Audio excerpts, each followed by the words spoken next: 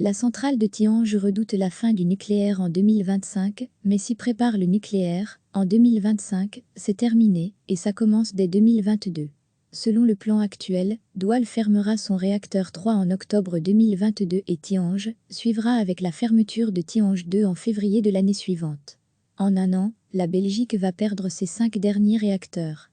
En 2025, le pays ne pourra plus compter sur 30 à 50% de sa production électrique. Une chute drastique qui inquiète le directeur de la centrale liégeois. Comment va-t-on assurer la production d'électricité en Belgique?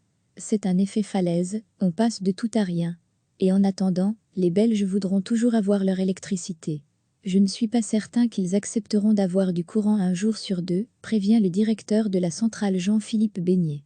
Le directeur qui s'inquiète aussi pour l'emploi, lui qui travaille avec plus de 1000 personnes. On n'a pas de visibilité, on ne sait pas vers quoi on va.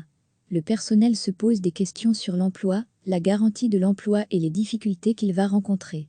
On a donc commencé à rencontrer les employés, on veut connaître leurs aspirations. Certains métiers seront utiles dans les phases suivant la fermeture, d'autres non, et il faudra que des employés acceptent de se former ou de se reconvertir.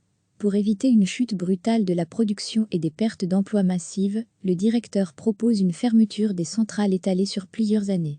Ah oui, on se prépare déjà à cette fermeture, des cadres sont désignés, et ils constituent des équipes. Elles seront chargées de préparer la mise à l'arrêt définitif, explique le directeur.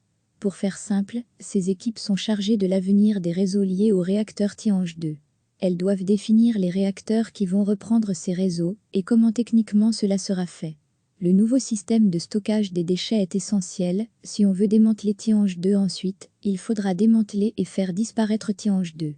Mais pour cela, il faut avant tout s'occuper des déchets nucléaires, l'essentiel de cette période de mise à l'arrêt qui dure 55 mois, qui survient après l'arrêt de la production et avant le démantèlement, c'est de pouvoir vider la centrale de ses éléments combustibles et pour ça, on a besoin d'un système de stockage. Ce système, la centrale veut le construire maintenant sur son site. Elle attend le permis de bâtir de la région wallonne, qui devrait donner sa réponse d'ici la fin du mois de février. Ecolo s'oppose à ce projet.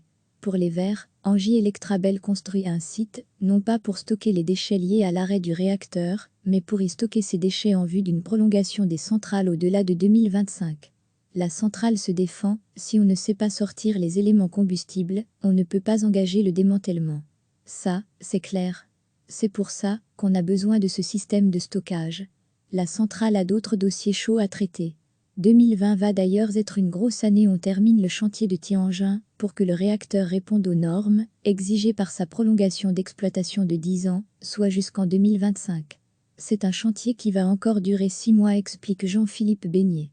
Tihange 1 est à l'arrêt depuis fin 2019 et subit un sacré lifting. Afin de répondre aux normes de sécurité, on doit connecter une nouvelle installation qui renforce la sûreté de Tihange 1.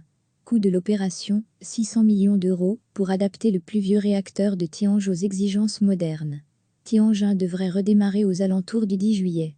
Ce sera alors au tour de Tihange 3 d'être momentanément à l'arrêt. On va faire une révision, remettre du combustible, mais aussi traiter le problème de béton. On va construire une nouvelle dalle, comme on s'y était engagé. Le réacteur avait connu quelques soucis en 2018. Cette réparation est planifiée durant l'été. Une fois terminée, la centrale procédera à l'entretien de Tihange 2 en fin d'année. 3 réparations pour 2020, les unes après les autres. Tihange espère ainsi garantir une bonne production énergétique. L'an dernier, elle dit avoir fourni un quart de l'énergie consommée en Belgique.